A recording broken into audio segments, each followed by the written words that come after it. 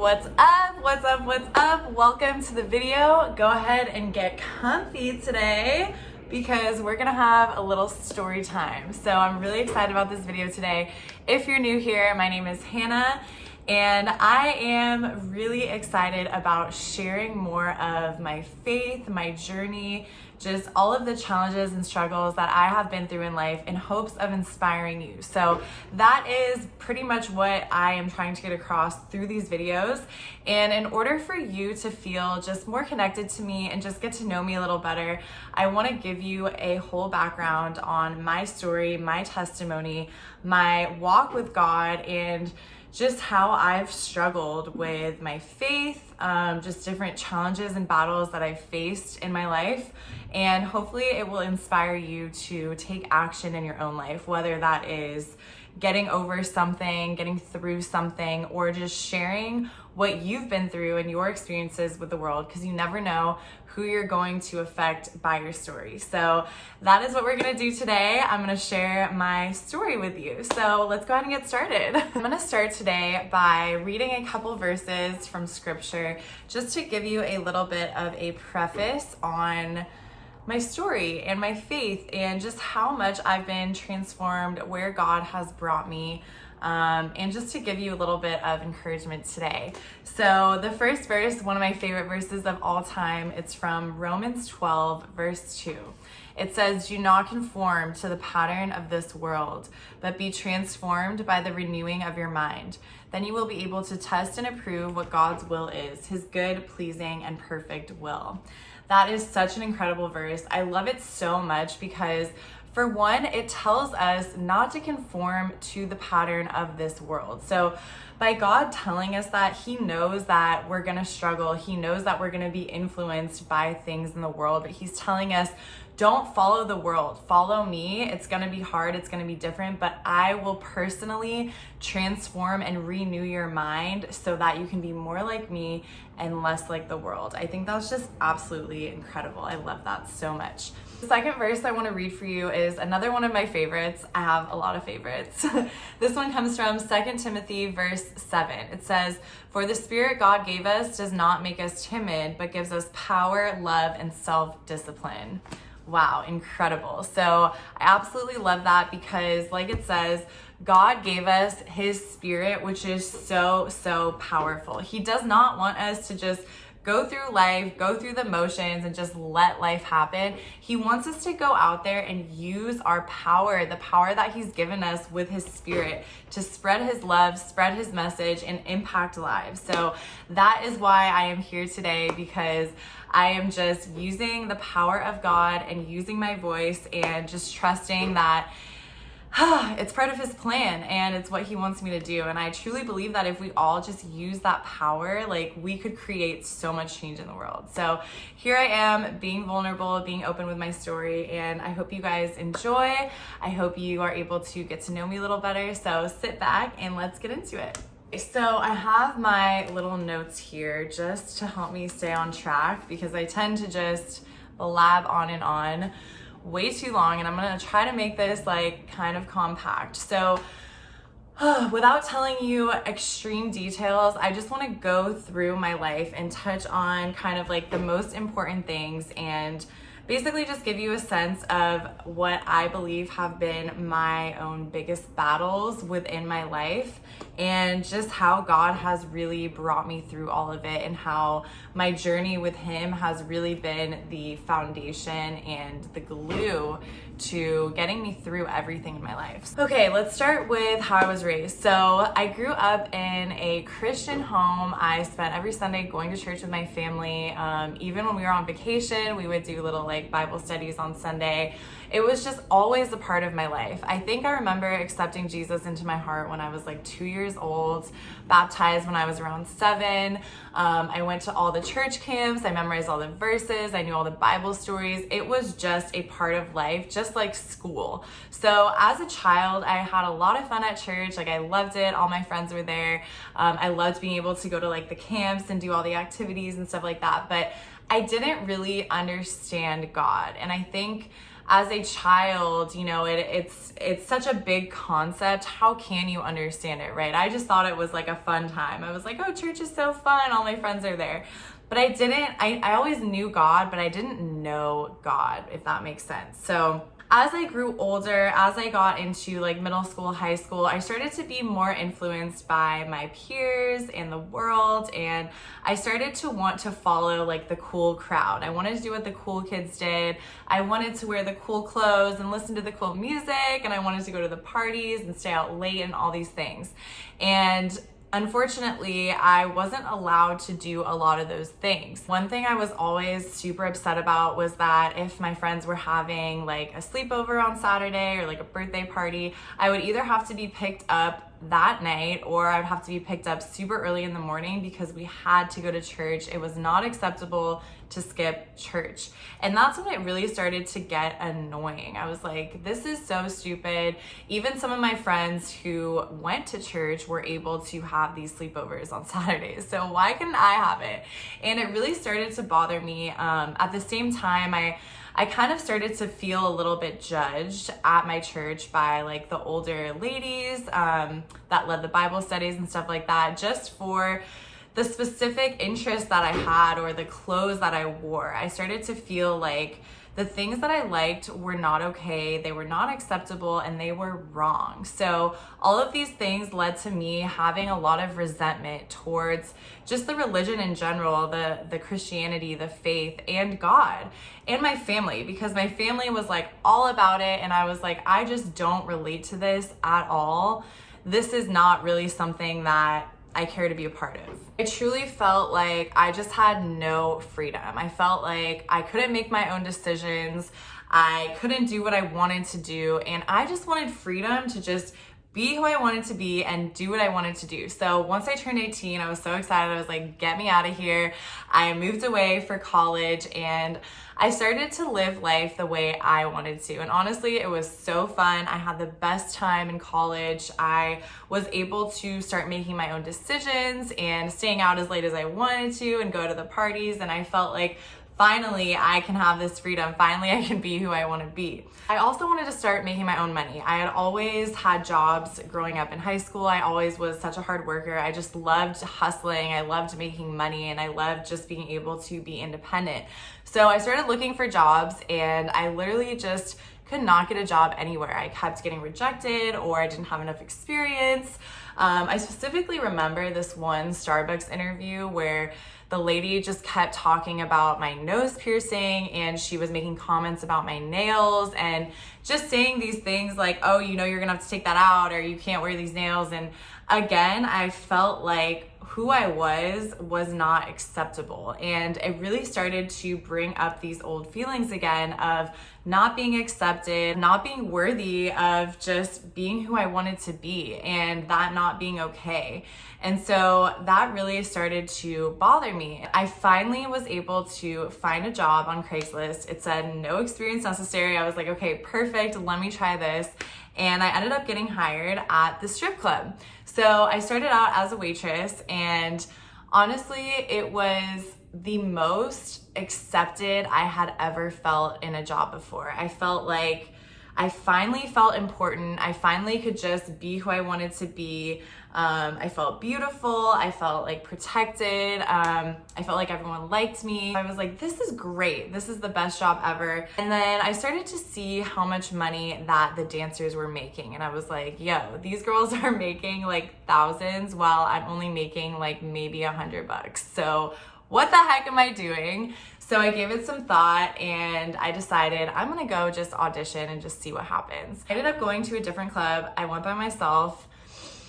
It was terrifying. I was so nervous. I was like, what the heck am I doing? I remember being on the phone with my best friend in the car, like, holy crap, what am I doing right now?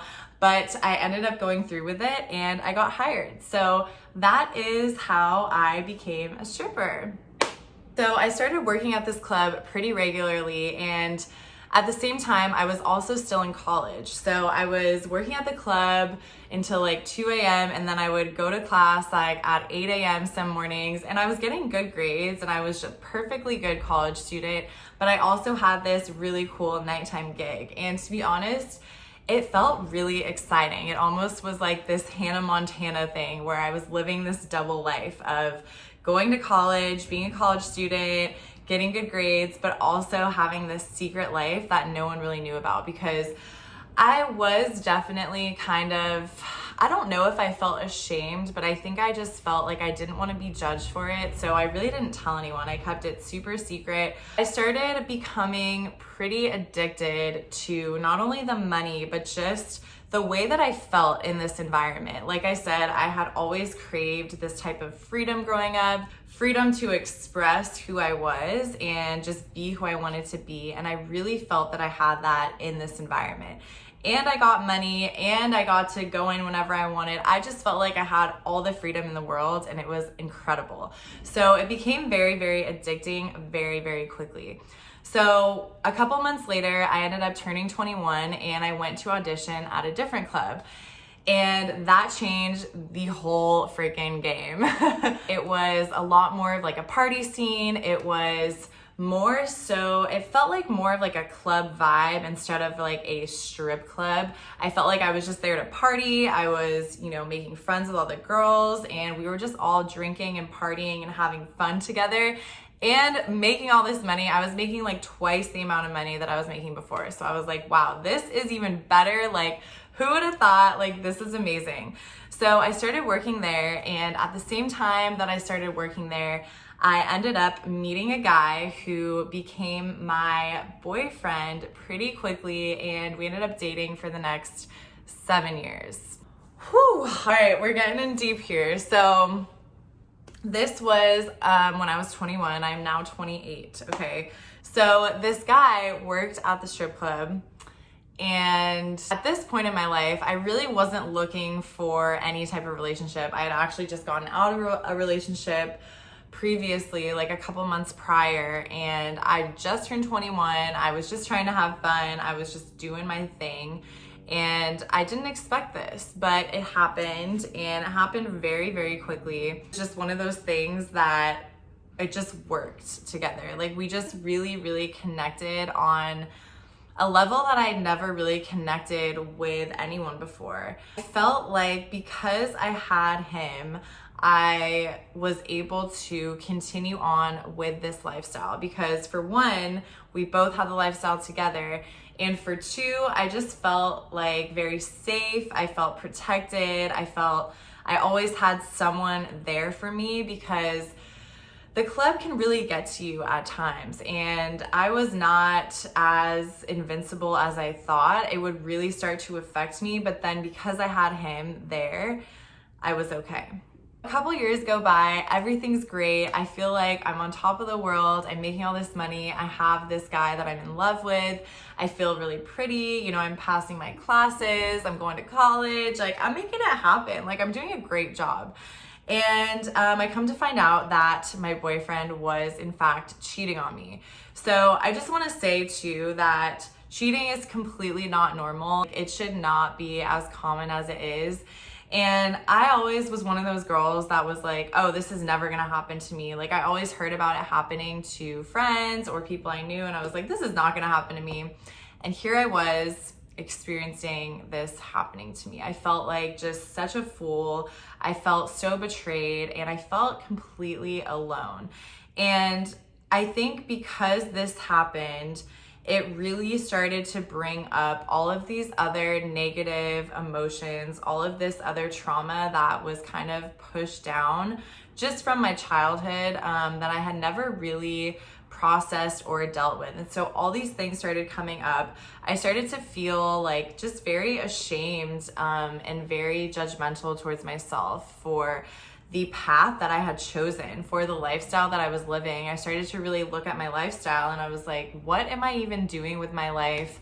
I can't even believe that I have been working at the strip club for so long, and my parents don't even know. If they knew, they would just be so disappointed. I felt like I had just messed up to the point of no return. I felt like I didn't amount to anything. I feel like I had this college degree, but it wasn't getting me anywhere. And then, you know, I was making all this money, but for what? And I was just left in this place of just feeling so alone and so hopeless. That's when I really started to try to seek God again. I really stepped back into my faith and I looked to Him for help, for healing, for guidance. And I started to build that relationship back with Him again because, like I said before, I did grow up with God, but I never really knew Him. I never really had that relationship with Him. I started to kind of build that, but then what happened was I would get sucked back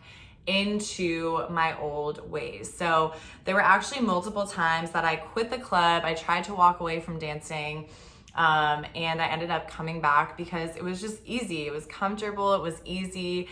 And the same thing happened with my ex is we would break up and then I would run back to him. We would get back together because it was easy. It was comfortable and it was what I wanted. So these cycles kept repeating in my life and the same feelings kept being brought up, and it was the feelings of unworthiness, of shame, and of not being good enough.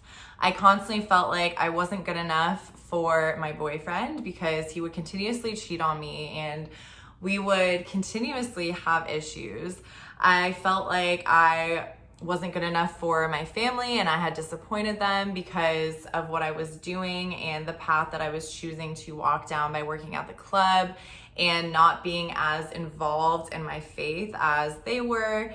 And I also felt my own shame towards myself and my own judgment towards myself for continuously choosing these things that I knew were bad for me, but continuing to go back to them to try to find comfort, to try to find healing, when deep down I knew that that was not the answer. And so I started to feel a lot of resentment towards myself, which ended up coming out within my relationships and within just my behaviors. I realized that my identity of who I was very, very unclear. I was looking to the world, I was looking to external things to define me and define my worth. I was looking for happiness and worthiness within my relationships, within the club, within money, within just people loving me and feeling accepted and important.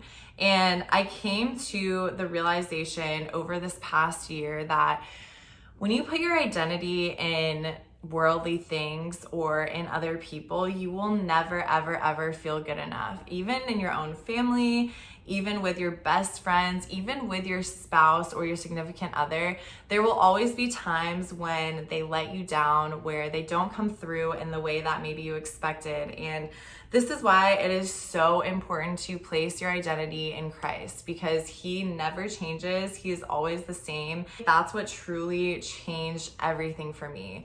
I stopped trying to look for acceptance, love, and worthiness in people, things, money, accomplishments, success, any of those things.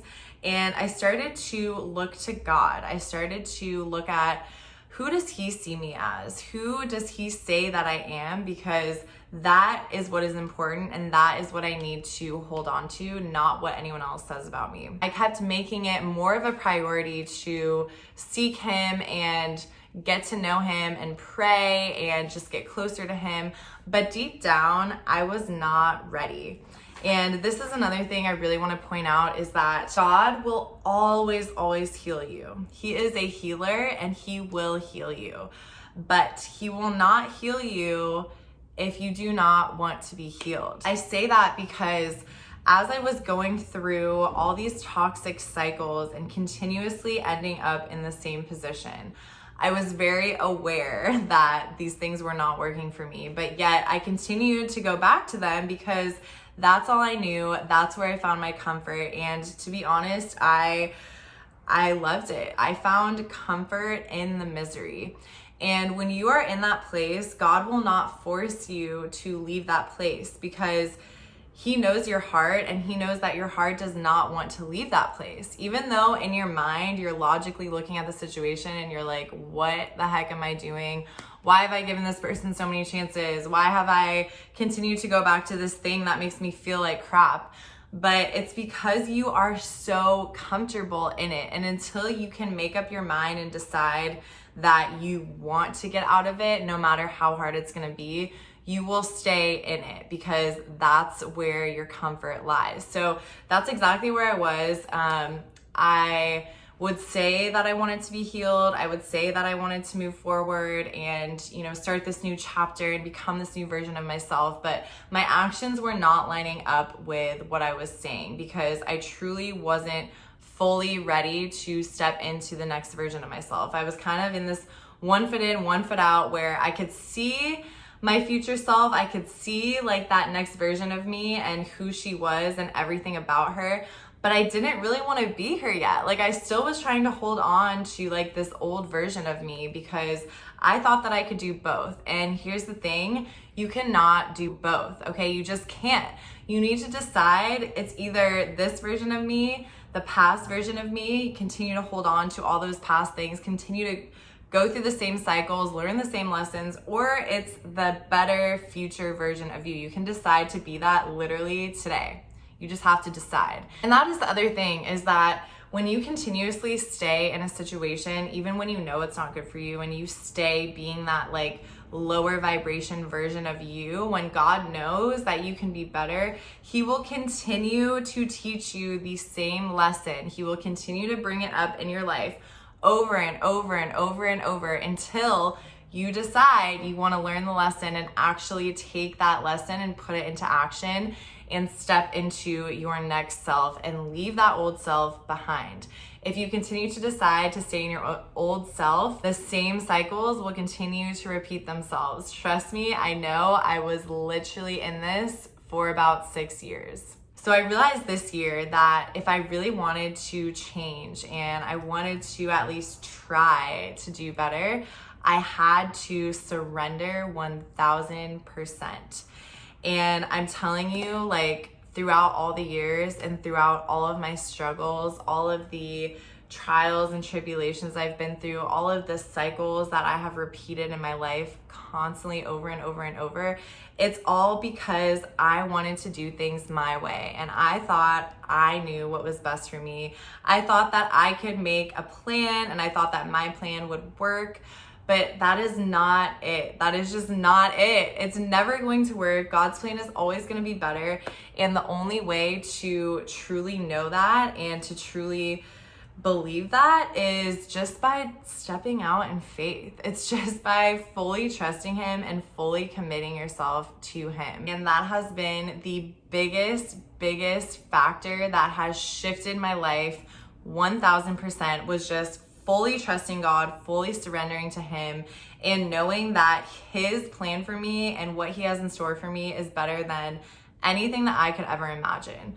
And the other thing that I started doing this year that I really want to stress is reading the Bible. Guys, I grew up in a Christian home, okay? I grew up going to church every Sunday, going to all of the church camps, going to VBS, Vacation Bible School, going to all these Bible studies, like watching Veggie Tales. Like, I'm telling you, I know pretty much every Bible story, but I never could relate to them. I never understood them. I never fully digested the meaning.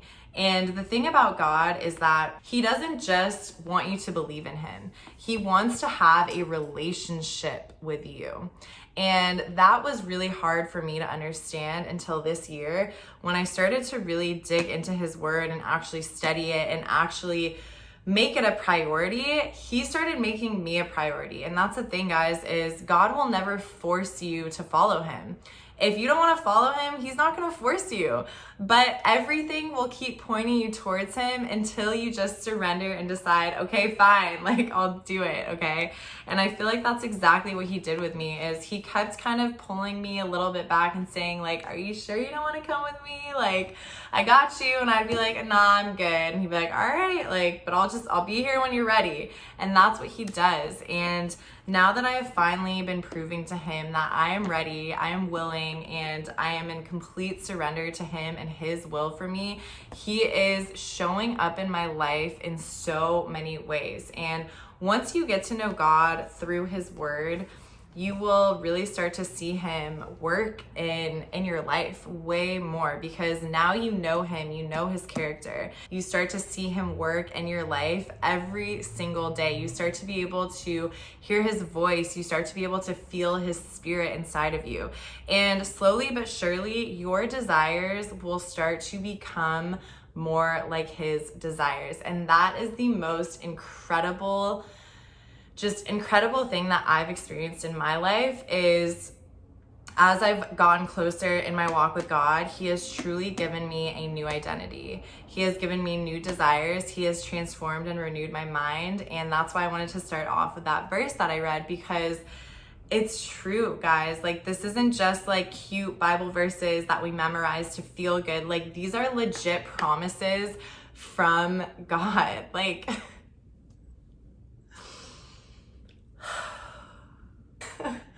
woo, did not expect to get emotional, but wow, like, you guys, God is so good and he is so real. And I'm not perfect, okay? I'm still a sinner. I still struggle with temptation, and I struggle with feeling good enough constantly. But because I've built this foundation and identity in the one who looks at me as a perfect child, I know who I am. I know who I am, and I don't have to rely on anyone or anything else to tell me who that is. I don't have to look to the world to define me, or I don't have to look at my past and let that define me. I get to know that I am loved and I am perfect in God's eyes, and that's all that matters. And I'm telling you, it has not been an easy journey, okay? When you decide to follow God and when you really decide to build that relationship with him, it's not like your life just gets easy. I'm not sitting here from a place of having major success and major happiness and just blessings in my life. I'm sitting here in the midst of my struggle, sharing it with you just to show you how good God is and how he will meet you in your struggle. And he didn't promise us that this life was going to be easy. He just promised that he would be there for us, because he will never, ever leave us or forsake us. He promised us that he would never give us anything that we can't handle. And I truly believe that if he is giving you a struggle that you feel you can't handle, or a challenge that seems like it's too big for you and you're ready to give up, it's because he knows that you have the strength to overcome it. And he has chosen you. He has chosen you as one of his greatest soldiers in order to get past whatever it is that you're battling through and be able to get to the other side with this newfound strength and newfound identity that is going to be 10,000 times greater than who you were before you went through that. I hope this story encouraged you today. Like I said, you guys, I am still struggling every single day, but I choose to just follow God every single day. And that is truly what gets me through. That's what gets me through every single day of my life. That's what gets me through every challenge that I face. And that is truly the answer to this life, is just relying on him and knowing that his plans are the best plans for our life. And anything that we've done in the past, any shame that we have about our past, any regrets that we have about our past, he says, I don't care. Come to me as you are. And that's all he wants. He just wants you to be open and honest and vulnerable with him. We're all just imperfect humans on this earth, just trying to figure out this thing called life. And the best way to do it is by just trusting God. I'm telling you, that is the only way. That is literally the only way that I have made it to where I'm at today. I would not be here speaking to you today, telling you this story, if it wasn't for God. And like I said before in the verse that I read, the Spirit that He has given us, the Spirit that He has given me, that He has given you, He has given you a spirit of power, okay? You are so powerful. You are such a powerful being, and I truly, truly hope that you can start to believe that. Just start praying, start just opening yourself up to receiving God, and whether you believe in Him or not, He believes in you. So just continue to trust Him. Trust that everything that is happening to you is happening for you. And a lot of times your greatest battles can become your greatest power if you allow God to just work in you and use you as His vessel to just spread His message. So thank you so much for listening to my story. I hope you enjoyed. I hope you feel a little more connected to me. I really look forward to sharing more about these things, about my life, and just certain lessons and things that I've learned. I'm going to be making videos probably every week. So if you want to see more videos from me, go ahead and click that subscribe button. I would greatly appreciate that. And if you have anything that you would like to comment on, anything that resonated with you, please leave a comment below. I would love to get to know you even better. If you don't feel comfortable commenting on the video, you can send me a message here on Instagram. I'll leave it right here for you. And yeah, thank you again for watching. I look forward to speaking to you again in the next video, and I hope you have the best day of your life. Mwah. Bye.